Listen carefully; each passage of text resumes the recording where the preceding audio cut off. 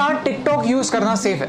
कुछ ही दिनों पहले TikTok crossed 1 billion downloads world wide. इसका मतलब है कि 1/7 of the world population is using TikTok. इस ऐप पर किस टाइप का कंटेंट होता है, वो क्या सोशल मैसेज देता है, वो अच्छा है या नहीं, ये सब बात की बात है। Right now I want to share with you something very dangerous that I discovered about TikTok. You think that I am making sense? इस वीडियो को शेयर जरूर कीजिए क्योंकि इस वीडियो से किसी ना किसी को हेल्प हो सकती है। आज एक्चुअली मैं बहुत एडवेंचरस फील कर रहा था तो मैंने टिकटॉक डाउनलोड किया और मुझे एक काफी अजीब चीज रियलाइज हुई। यू सी, जब आप कोई वीडियो रिकॉर्ड करने की कोशिश करते हैं तब टिकटॉक आपसे आपकी कैमरा की, ऑडियो रिकॉर्ड करने की और SD कार्ड एक्सेस करने की परमिशन मांगता है। ये सारे परमिशंस मांगना बहुत सारे ऐप्स में कॉमन होता है, लेकिन प्रॉब्लम उस चीज की है जिसकी परमिशन टिकटॉक आपसे मांगता नहीं है लेकिन फिर भी डेटा आपसे चुराता है। That's your location.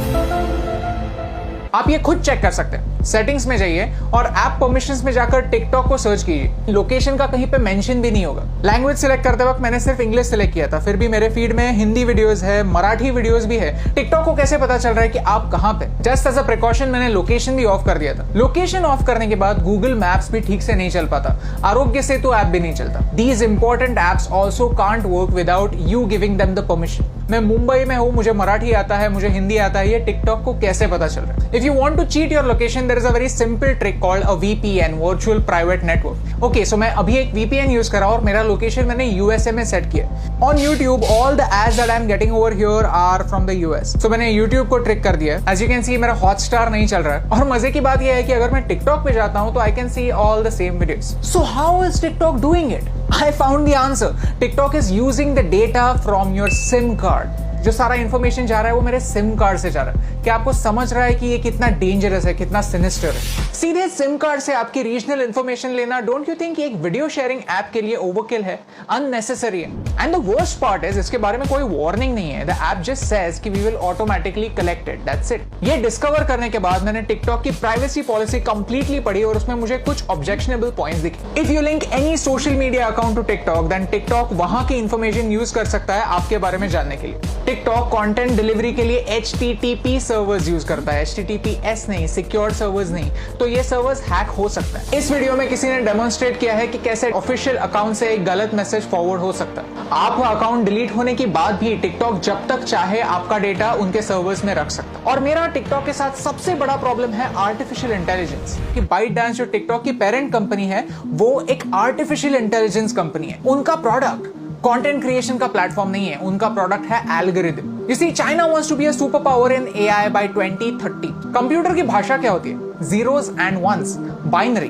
और वही टिकटॉक आपको करने के लिए बोलता है। Whenever you are watching a video on TikTok, you are taking a survey, you are feeding information to the computer, telling them what you like, what you don't like, what you agree with, and what you don't agree with, and all of this information is going to China. आपको क्या लगता है, क्या ये सही हो रहा है? Tell me in the comments below. In social media, artificial intelligence changes the game completely.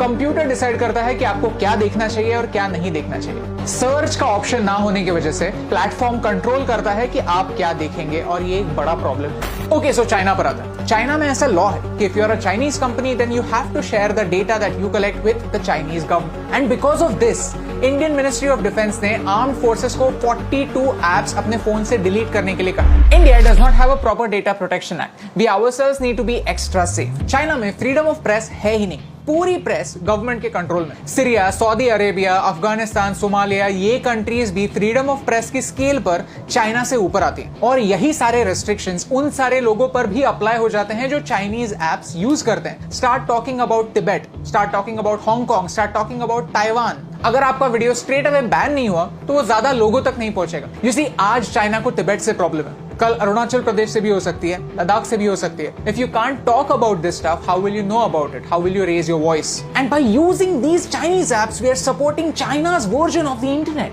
Privacy on the internet is a myth. हम जब भी कोई सर्विस फ्री में यूज करते हैं तो हम उनके प्रोडक्ट होते हैं, हमारा डेटा हमारी करेंसी होता है। शुड यू डिलीट टिकटॉक और any other app for that matter? ये बताने वाला मैं कोई नहीं होता। But you can definitely take some precautions.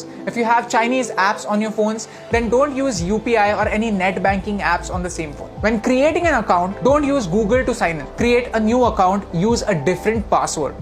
Cyber theft is real. Keep changing your passwords and keep your emails safe. If you go to haveibeenpawned.com, you can find out whether your personal information has been breached. All I want to say is this is not TikTok versus YouTube. I am giving you TikTok's example because TikTok is popular and you can check it yourself. If you're a TikTok creator, then this concerns you more than me because आपका data ज़्यादा share हो रहा है. It's important for you to know कि China के products को सस्ता मत समझिए, China के apps को free मत समझिए, because everything comes at a cost. My question is, can you pay the price?